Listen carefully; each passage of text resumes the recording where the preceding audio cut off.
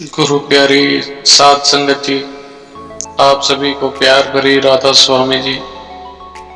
गुरु प्यारी साध संगत जी, सतगुरु जो भी करते हैं हमारे भले के लिए ही करते हैं। हम उन्हें याद करें या ना करें, लेकिन वह हमें हमेशा याद रखते हैं और हर सुख दुख में हमारा साथ देते हैं। एक बार बाबा जी का मेजर सेंटर में सत्संग प्रोग्राम था, तो बहुत संगत सत्संग में जा रही थी। सभी सेवादार भी अपनी अपनी सेवा पर लगे हुए थे। ट्रैफिक के सेवादार सड़कों पर दूर दूर तक खड़े थे। दूर दूर से आने वाले ट्रैफिक को कंट्रोल करने के लिए पति पत्नी थे, जो बाबा जी को बहुत मानते थे। ब्यास सेवा पर भी जाते थे और सत्संग घर में भी रोज सेवा करते थे। जिनकी शादी को काफी समय हो गया था, तो उनका कोई बच्चा नहीं हुआ था। वह बाबा जी से झोली फैलाकर हर समय विनती करते थे। कई सालों के बाद बाबा जी ने उनकी विनती सुन ली और उनका बेटा हुआ। वह बहुत खुश थे कि आखिर बाबा जी ने हमारी विनती सुन ली है। कुछ समय तो वह बच्चा बिल्कुल ठीक रहा, लेकिन 3 साल का होने पर वह बीमार रहने लगा। पति पत्नी उसे लेकर कभी किसी अस्पताल जाते तो कभी किसी अस्पताल जाते रहते थे। इलाज के लिए जहां पर कोई कहता था वह उसे वहीं पर लेकर जाते थे। दवाई लेने के बाद कुछ समय बच्चा ठीक रहता, फिर बीमार हो जाता। एक बार किसी ने उनको बताया कि आप अपने बच्चे को चंडीगढ़ पीजीआई में लेकर जाएं। वहां पर एक बहुत अच्छा डॉक्टर है जो विदेश से आया है। ऐसे कई बच्चों को उस डॉक्टर ने ठीक कर दिया है। आप भी अपने बच्चे को चंडीगढ़ पीजीआई में दिखाने के लिए ले जाएं। उन्होंने कुछ दिन के बाद डॉक्टर से अपॉइंटमेंट लेकर बच्चे को पीजीआई लेकर गए। डॉक्टरों ने उसकी हालत को देखकर उस बच्चे को अस्पताल में दाखिल कर लिया, क्योंकि उसके सारे टेस्ट वगैरह करवाएंगे।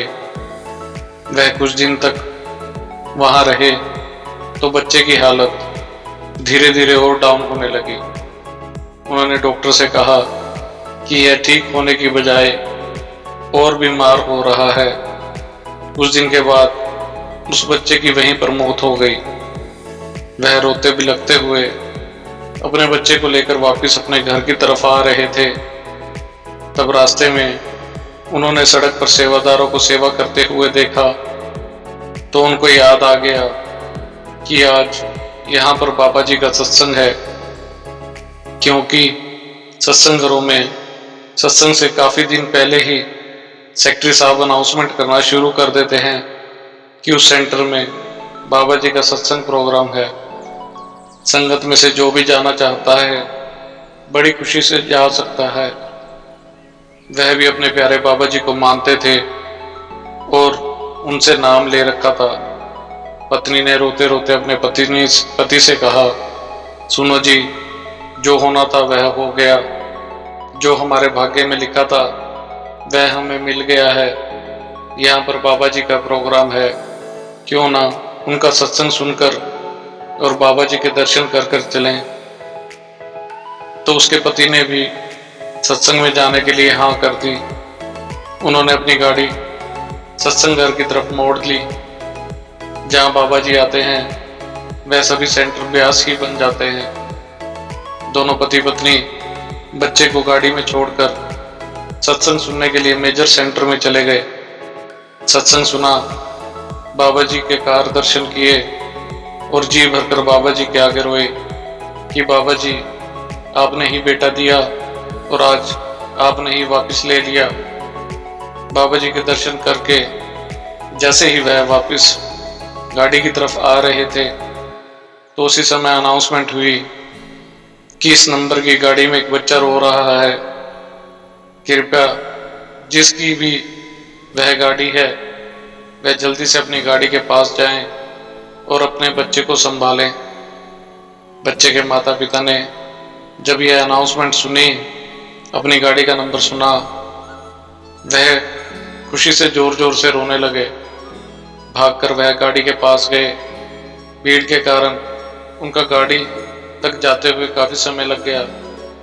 बच्चे की सही सलामती की खबर सुनकर उनकी आंखों से खुशी के आंसू निकलने लगे। जब वह गाड़ी के पास गए तो उन्होंने अपने बच्चे को वहां पर सही सलामत पाया। तो सेवादार ने कहा कि बहन जी, आप बच्चे को अपने साथ क्यों नहीं लेकर गए? यह भी बाबा जी के दर्शन कर लेता। यह कब से रोए जा रहा है। वह बहुत रोए और बाबा जी का शुक्र शुक्र करने लगे। और उन्होंने सेवादारों को बताया कि हमारा बच्चा तो अस्पताल में मर गया था। जाते जाते हमने सोचा कि आज यहाँ बाबा जी का प्रोग्राम है तो दर्शन करके चलते हैं। बाबा जी ने अपनी दया मेहर करके इसे फिर से जिंदा कर दिया। यह सब सुनकर सब बहुत हैरान हो गए। सेवादार बोले, जो अपनी डोर बाबा जी को सौंप देता है तो वह हर पल हर क्षण उसका ख्याल रखते हैं।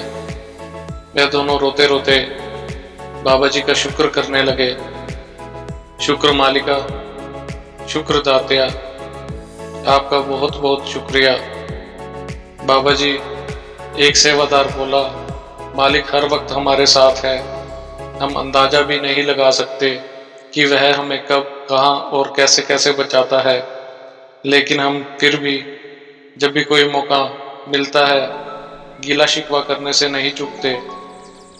एक बात मन में बिठा लें कि जो भी हो रहा है उसके पीछे कोई ना कोई कारण है, जिसमें निश्चित ही हमारी कोई भलाई छुपी हुई है। इसलिए हर तरह की चीज छोड़कर जो भी जैसा भी हो रहा है उसे खुशी खुशी स्वीकार करें। बस उस कुल मालिक का सिमरन करें, वही भव से पार लगाएंगे। इसी के साथ इजाजत चाहते हैं। मिलते हैं अगली साखी में। तब तक के लिए राधा स्वामी जी।